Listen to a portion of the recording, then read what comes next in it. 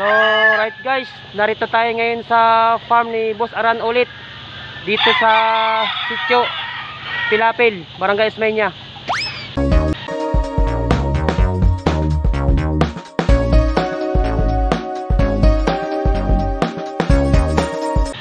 Sa mga hindi nakakaalam at nakakapunta dito sa farm na ito guys, panoorin nyo itong video to guys para sa inyo. So shout out pala sa aking mga subscriber at sa mga bago pa lang. Sana panoorin nyo itong video to at hindi kayo magsawa suportahan ang aking channel.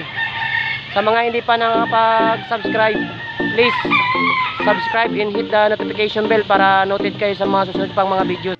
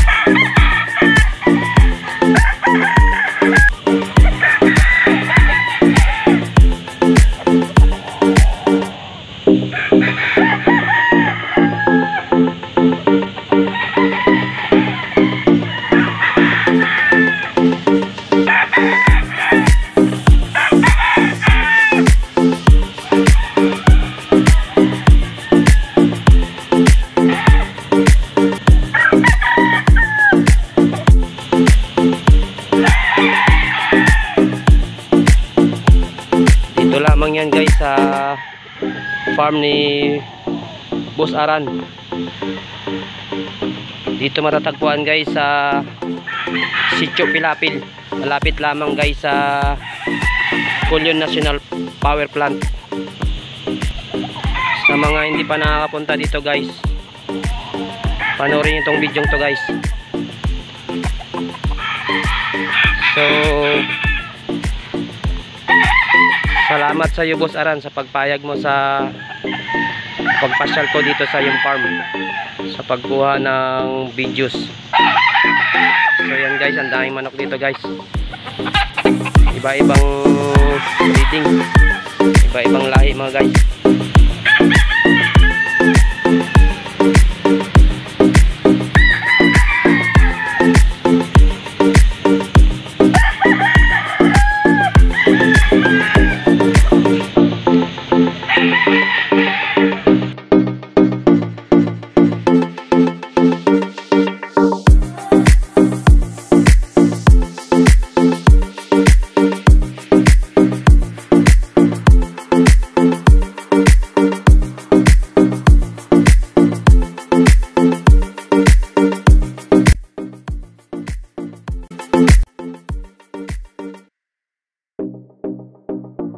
Ganda ang lugar na ito guys.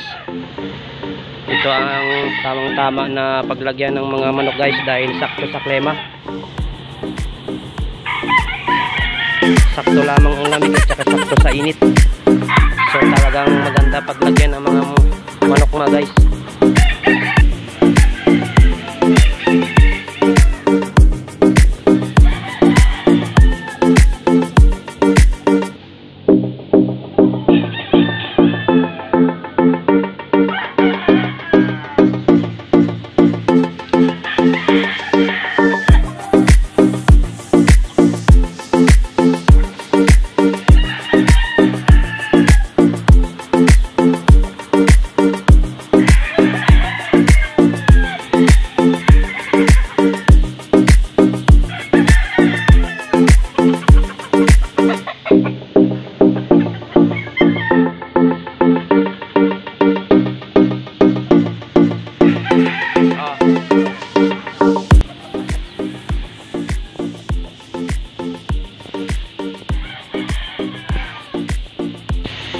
So yan guys, mahigit sa 100 piraso ang bilang ng kanilang mga manok dito guys.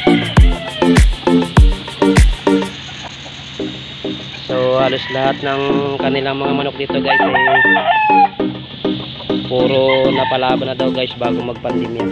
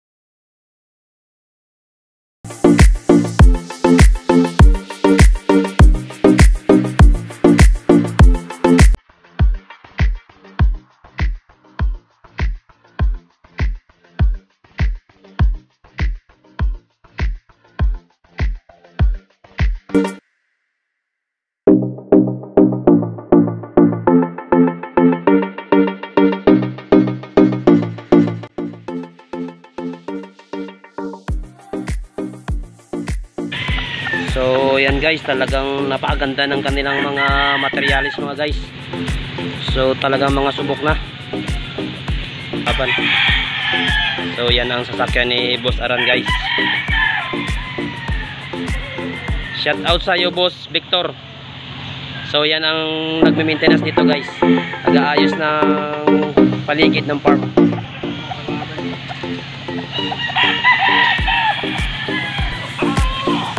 So yan guys, lahat maliliksi.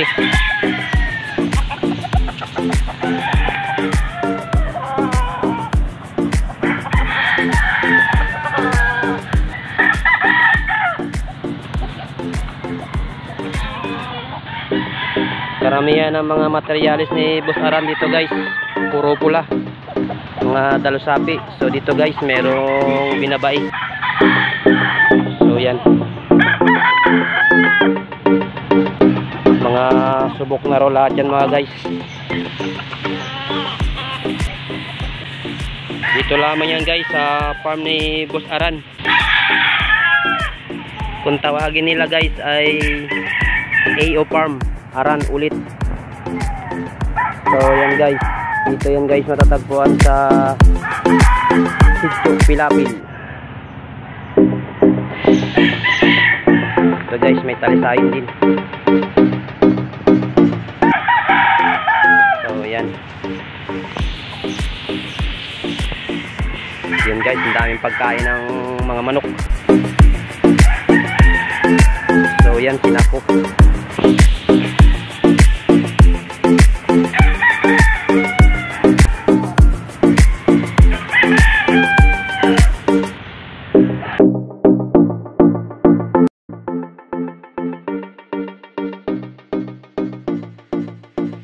Dito pina-practice ang mga kilos at galaw ng kanyang mga materialis guys.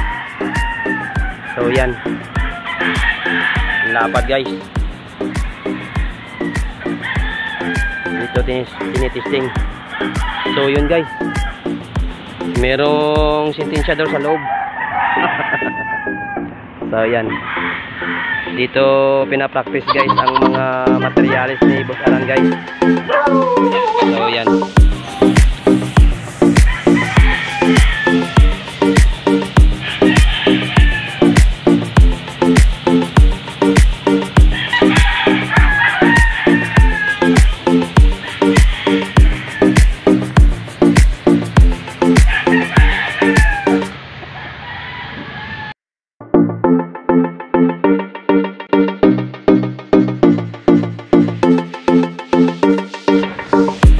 Dami ng manok ni Boss Aran guys, talagang mapapawaw ka na lang.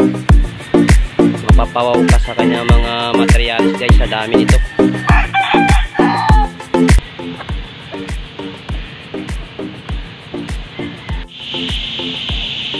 So yan guys, ito raw ay lahi ng yellow-legged Dutch.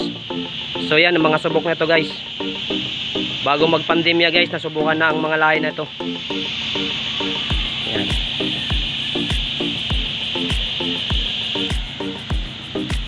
So yan mga guys, meron din dito si Boss Aran na Boston Roundhead. Isa rin sa mga subok na. Napatunayan na rin niya guys bago magpandemya. Yan, isa sa mga naasahan niya mga guys.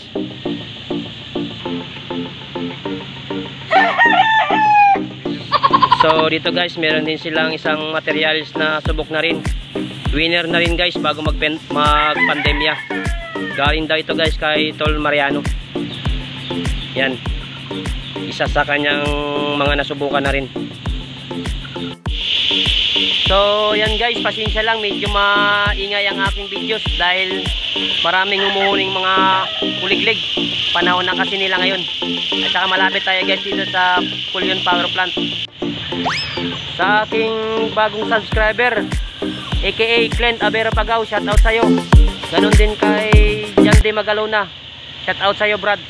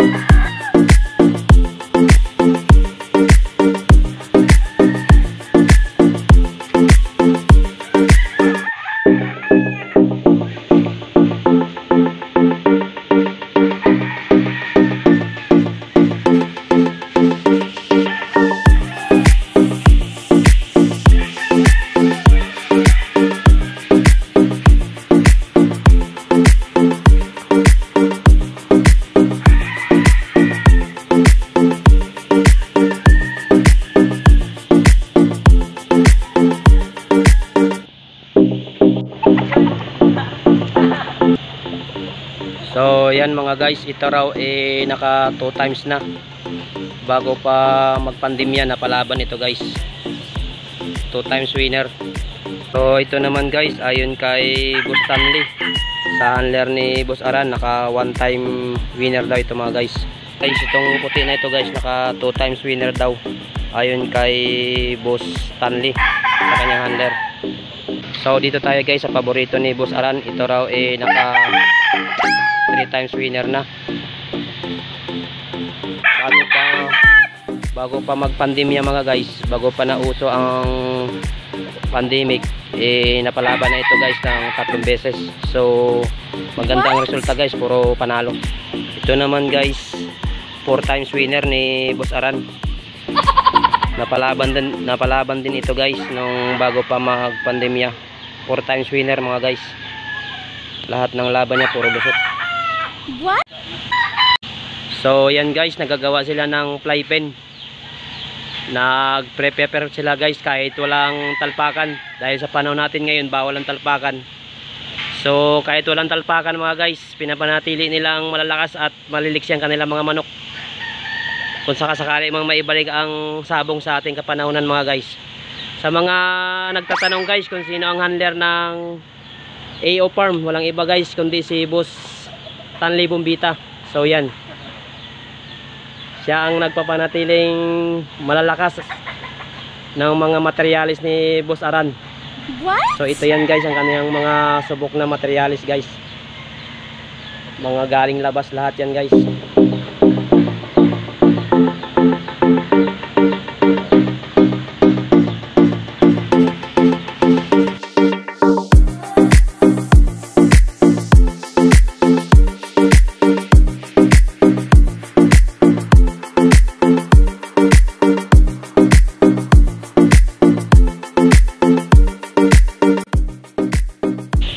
So yan, maganda rin dito guys, oh.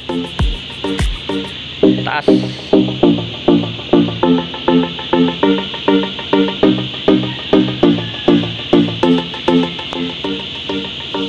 Kitang kita dito guys ang mga manok pag dito ka sa ibabaw.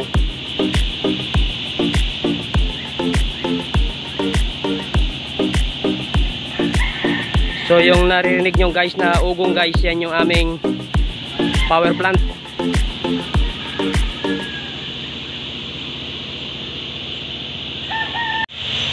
So yan guys, maraming salamat sa panonood nyo ng aking videos. Sana hindi kayo magsawang suportahan at panoorin pa ang mga susunod kong videos na i-upload. Sa mga bago pa lang sa aking channel, please subscribe and hit the notification bell para noted kayo sa mga susunod kong mga videos. So maraming salamat sa inyo mga guys. See you next vlog.